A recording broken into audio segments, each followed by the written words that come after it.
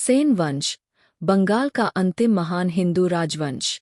प्राचीन और मध्यकालीन भारत के इतिहास में अनेक महान राजवंशों ने शासन किया, परंतु पूर्वी भारत में बौद्ध धर्म के प्रभावशाली युग के बाद हिंदू धर्म का पुनरुत्थान करने वाले सेन वंश का स्थान अत्यंत महत्वपूर्ण है।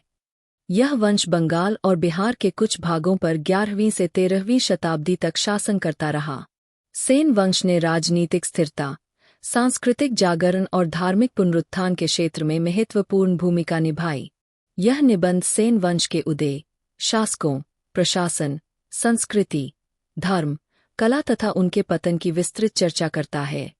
सेन वंश का उदय। सेन वंश की स्थापना विजयसेन नामक शासक ने 11वीं शताब्दी के उत्तरार्ध में की थी।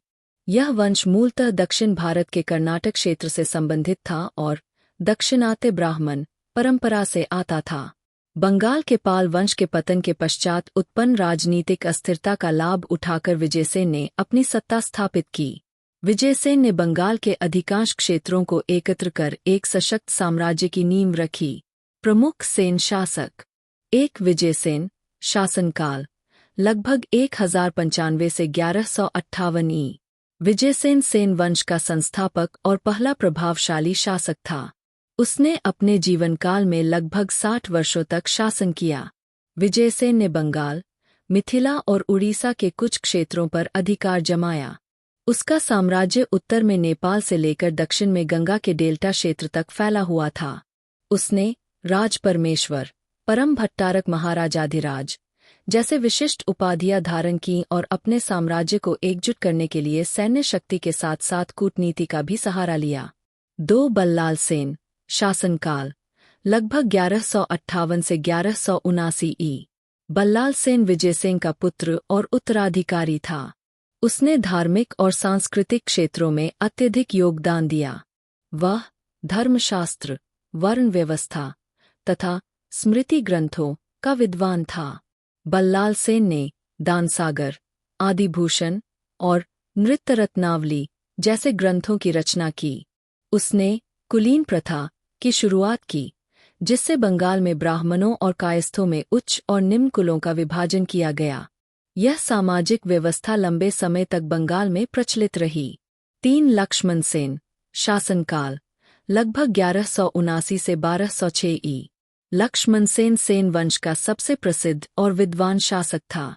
वह एक कवि, दार्शनिक और साहित्य प्रेमी शासक था।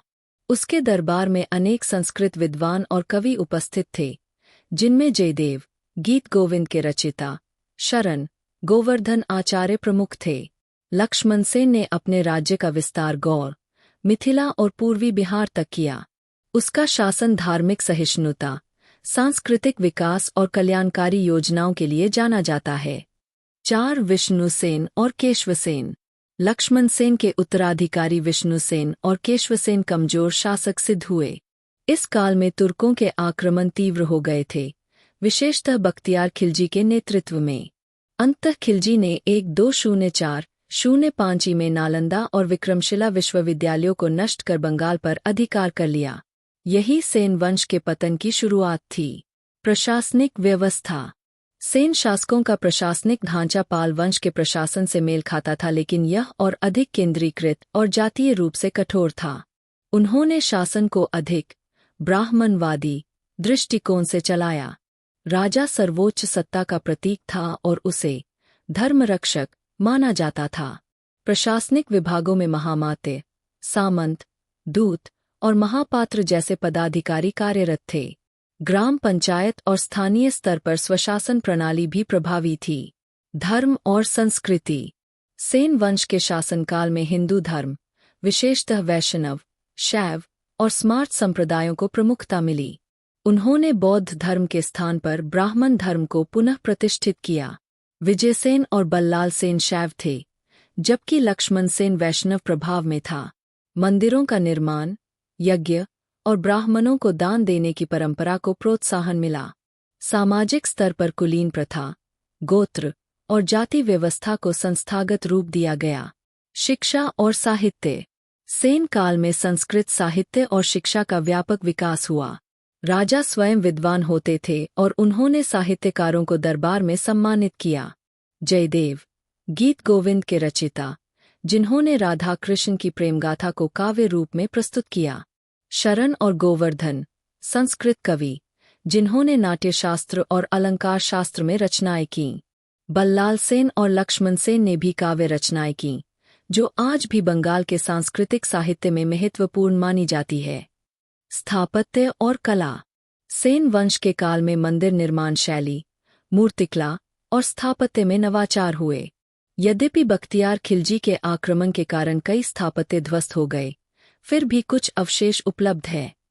बंगाल की पारंपरिक रेख देउल शैली में बने छोटे मंदिर, नक्काशीदार शिलालेख, मूर्तियां और मंडप शैली के शिल्प। कई मंदिरों में विष्णु, शिव, दुर्गा और लक्ष्मी की सुंदर मूर्तियां देखी जाती है। अर्थव्यवस्था और समाज। सेन वंश के शासनकाल में बंगाल की अर्थव्यवस्था कृषि आधारित थी।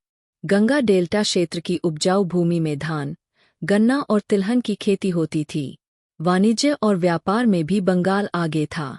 बंगाल के कपड़े, मसाले और हस्तशिल्प का व्यापार भारत और विदेशों में होता था। समाज में जातिगत विभाजन अधिक कठोर हो गया था। बल्लाल सेन द्वारा कुलीन प्रथा की शुरुआत ने सामाजिक गतिशीलता को सीमित किया। सेन वंश का पतन। सेन वंश का पतन मुख्यतः दो कारणों से हुआ। आंतरिक कमजोरी। विष्णुसेन और केशवसेन जैसे शासकों की अक्षमता और विलासिता ने साम्राज्य को कमजोर कर दिया। बख्तियार खिलजी का आक्रमण।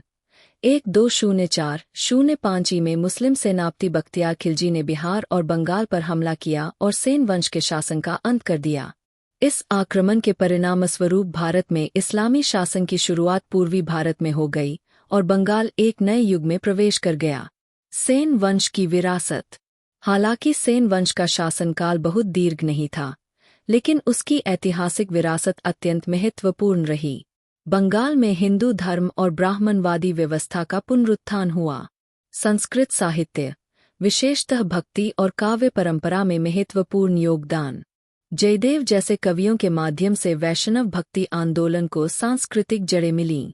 बंगाल की समाज व्यवस्था, खासकर कुलीन प्रथा, पर इनका दीर्घकालीन प्रभाव पड़ा।